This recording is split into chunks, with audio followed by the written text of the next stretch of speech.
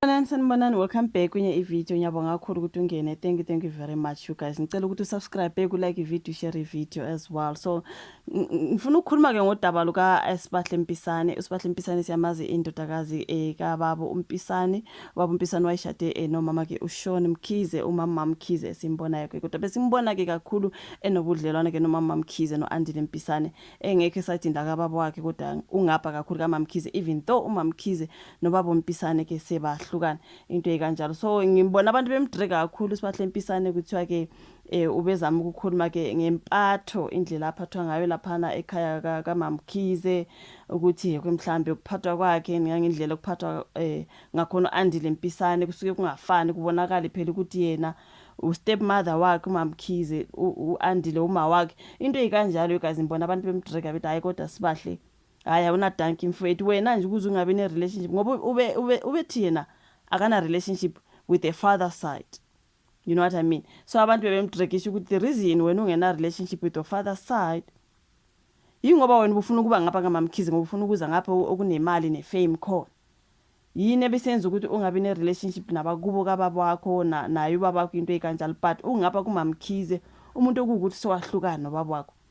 Yona into engiyibone nje isenzeka, abantu bethi Sibahle Mpisane she's so ungrateful, Mama Mkhize has been there for her. Besimbona nomama Mkhize njalo noAndile today she's saying no, I don't have a relationship with both my families. Abantu bathi njani Sibahle? It's like ukuthi akana relationship noma wakho ngempela, akana relationship nobaba wakhe baba Mpisane. Kodwa manje singibona ngapha ka step mama, abantu bethi ulanda imali nefame wena ngapha usuzothi hey wena i-relationship ngale, kusho ukuthi ungafuni wena ukuba that side, ufuna ukuba kaMama Mkhize. Manje sokhuluma kanje ngoba uMama Mkhize phela uSARS ngathi eqoqa ke zonke into zakhe, manje usubona ukuthi hayi ngapha ngathi sekuyaqoqwa manje asazi, angazi guys. I can see she's being dragged a lot. So manje kuthiwa ke uthi kuthiwa ukucindezeleka, ukucindezeleka lokho kwenza ukuthi uSibahle Mpisane agonyuluke you guys ngempilo yakhe nobudlelwane bakhe nomndeni wakhe and so forth. So ukubhoboka kaSibahle Mpisane ngasedlule kukho ke ukuhlanganisa ukungabi nobudlelwane obutheni nomndeni wakhe kungenxa yokuthi ucindezeleke kakhulu. Basho lana kuthiwa lo umbono kaDokotela uSakhile Biyela ongudokotela wengqondo, othe yena omunye uthatha isinqumo sokukhuluma esidlangalaleni ngoba ecindezelekile ngendlela yokuthi akasakwazi ukubona okuyimfihlo nokungasiyo nemfihlo, usho kanjalo. So uSibahle waqala kohlelo lwe-YouTube i-Engineer Your Life with uLungelo, right? Lapho akhuluma khona ngezimo ezehlukene ngempilo yakhe, kuhlanganisa ingozi yemoto yamehlela ngo-2018. We can see ukuthi unenkinga yaphana unyawo lwathintin during an accident, right? So udlulele esiteshi futhi somsakazo iPower FM ngeledlule ekhuluma ngobudlelwane ayenabo ke nowayengunozinti weKaizer Chiefs uyitumele Ngikhune, ogonyuluke nangokuzizwa ke engenabani nje empilweni yakhe. So people were like, but Mama Mkhize has been there Sibahle, you know what I mean? Uthi angikaze ngibe nobudlelwane nomndeni wami, empeleni angibazi, ngazi umama wami kuphela nezingane zakwethu okuyizingane zakhe ezimbili.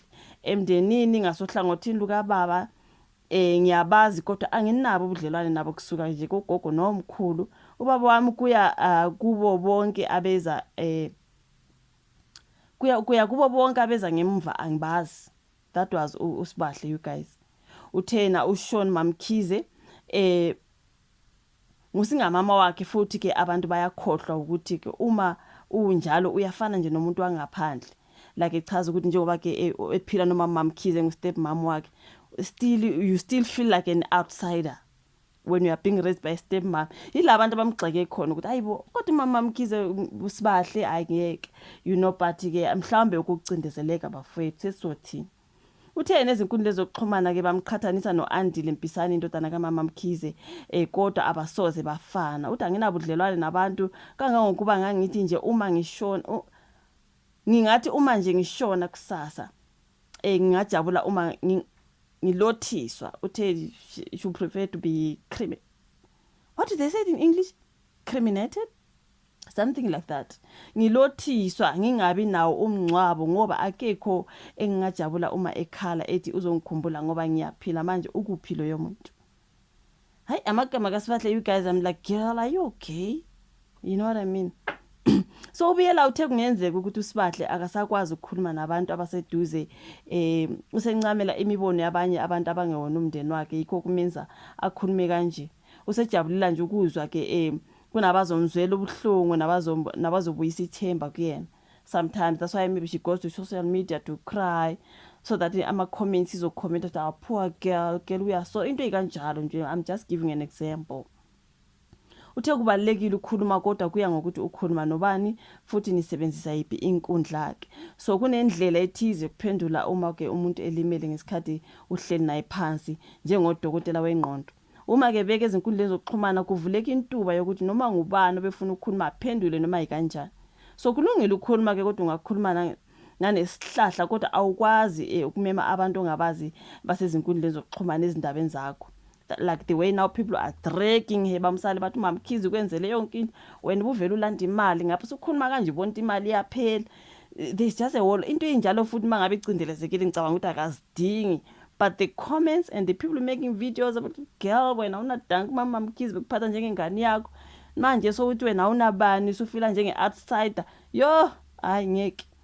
Abanye bakhuluma bephuzile bekulezo zima abakuze bese bethatha ke lezo zinto oyozibeka kubo so ukuchaza ku doctor.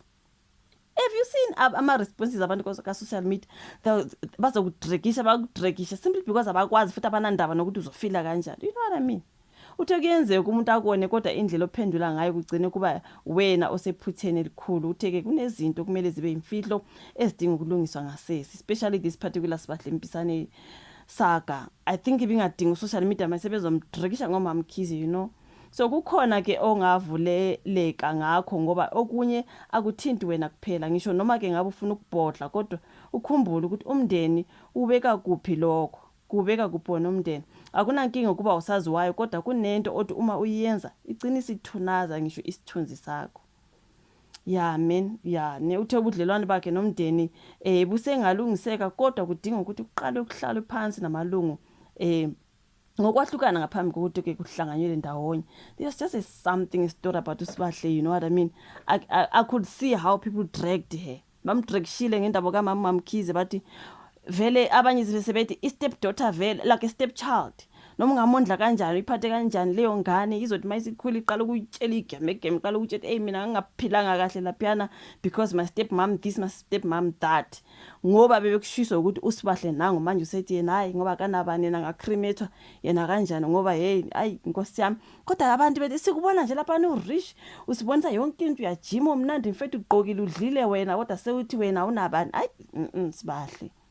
It's like manje she was saying lapha she was an outsider kaMamkhize manje ngapha kaMpisane nakwana kana relationship nabo kodwa uMamkhize umuntu akade ephila thina besibona kanjalo on social media abantu bathi ha girl ususisho kanje ngoba umuntu uSarah eqoqa izinto kanti kazi uSarah eniqoqa zonke izinto ayi kodwa kuningi bafethu. I really wish Sibahle kube bengakhulumanga kanjalo ngokuthi yena she feels like an outsider lapha kaMamkhize ngoba emdrekishise ngabantu kakhulu lokho sokuzomenza nje ukuthi afile wesike manje. You know what I mean?